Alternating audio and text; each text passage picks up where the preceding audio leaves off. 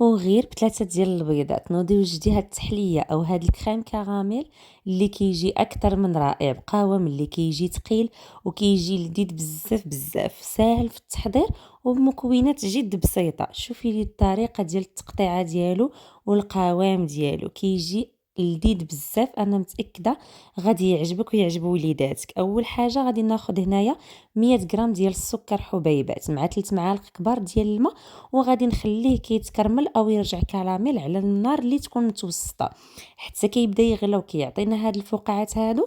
من بعد كنبداو نحركوه بواحد العود او واحد المعلقه خشبيه حتى كيرجع لينا كراميل. كناخذ ليمون او لي غانكان بهذا الشكل، كنوضع فيه الكراميل وكنلبسو مزيان. في حاله ما الا قصح ليكم قبل ما تلبسوا المول ديالكم، دخلوه للفران حتى كيتلبس مزيان وخرجوه خليهم يبردوا. بالنسبه للحليب، خديت هنايا نص سيطرو ديال الحليب وضعته في واحد الكاسرونه، وضعت فيه شويه ديال المليحه وشويه ديال الفاني السائله. كنوضعوا على النار حتى كيبدا طلع معاه الغليه ونحيدو او نطفي عليه النار. خديت واحد الاناء كنوضع 3 ديال الحبات ديال البيض اللي كيكونوا كاملين، اي الحبه ديال البيض كامله. وكنخل كيكون بحراره المطبخ او بدرجه الحراره المطبخ. انا ما كنستعملش غير الصفر ديال البيض، كنستعمل البيض كامل. صايي نوضع عليه شويه ديال الفاني السائله، يعني معلقه كبيره كنقسمها في النص، اي معلقه صغيره مع الحليب ومعلقه صغيره مع البيض. هنايا وضعت 3 ديال الملاعق كبار ديال السكر حبيبات.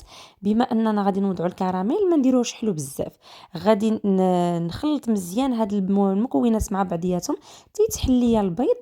وغادي نبدا كنوضع الحليب اللي كيكون ساخن تدريجيا مع التحريك المستمر باش ما يطيب لياش البيض. كنوضع الكميه ديال الحليب مع التحريك حتى كنكمل هاد الحليب كامل بهذا الشكل هذا.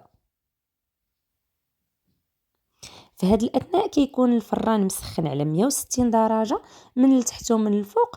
وغادي ناخذ لي غانكان ديالي او ليمون اللي وضعت فيهم الكراميل. كما كتشوفوا معايا الكراميل راه بدا كيتشقق.